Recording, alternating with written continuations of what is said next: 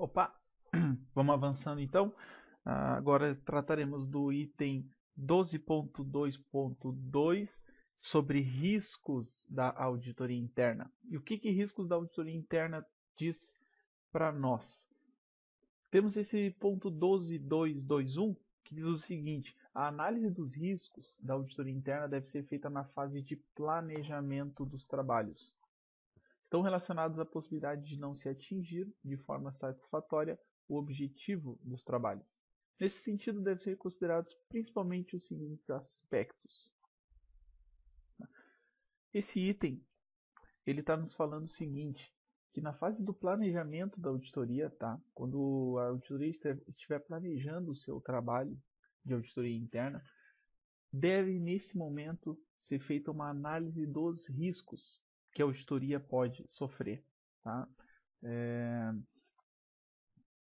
Do que se refere a esses riscos? Esses riscos se referem à possibilidade que existe do auditor interno ou da auditoria interna não conseguir atingir os seus objetivos de uma forma satisfatória. Então isso deve estar bem claro, bem evidenciado para o auditor na fase do seu planejamento. Então o risco é algo bem presente no trabalho do auditor e por ser tão presente ele deve ser totalmente identificado lá na parte do seu planejamento. Avançando um pouco para os dois itens que a gente vai ler ou a gente vai estudar agora, dizem o seguinte: primeiro item, a verificação e a comunicação de eventuais limitações ao alcance dos procedimentos da auditoria interna a serem aplicados, considerando o volume e a complexidade das transações e das operações. Ou seja, um dos riscos que existem para o auditor e que devem ser identificados no seu planejamento é nesse sentido, quanto à limitação que o auditor vai ter quando utilizar os seus procedimentos de auditoria, seja por limitação por volume ou por complexidade das transações. Digamos que uma empresa possui centenas de milhares de transações diárias, por exemplo, que é um volume considerável de transações. Isso pode ser identificado como um risco para a auditoria, porque a partir do momento em que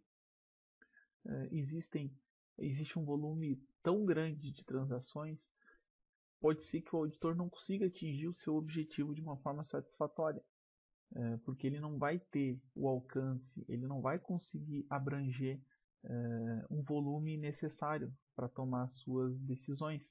Então isso com certeza é um risco para ele.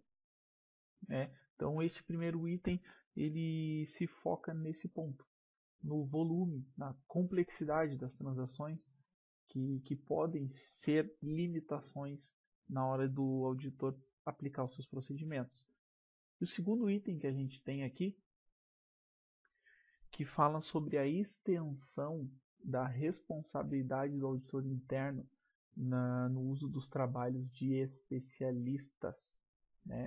Então, um risco que o auditor interno corre também quando for usar trabalho de especialista, como a gente comentou um pouco antes, por exemplo, a contratação de um profissional para emitir um laudo técnico sobre o imobilizado. Então, o resultado do trabalho desse especialista pode sim trazer um risco para o auditor interno, pode trazer a responsabilidade de cair diretamente sobre o auditor interno, porque é de sua responsabilidade contratar um trabalho de um especialista se este trabalho não for bem executado, for mal executado, a responsabilidade sim cai sobre o auditor. Então, resumindo, a gente tem esses dois pontos que podem trazer muito risco para a auditoria interna e, como a gente comentou lá no início, devem ser totalmente identificados na fase de planejamento da auditoria interna. Então, este se resume nisso o item riscos de auditoria interna, e vamos partir já para o próximo vídeo também.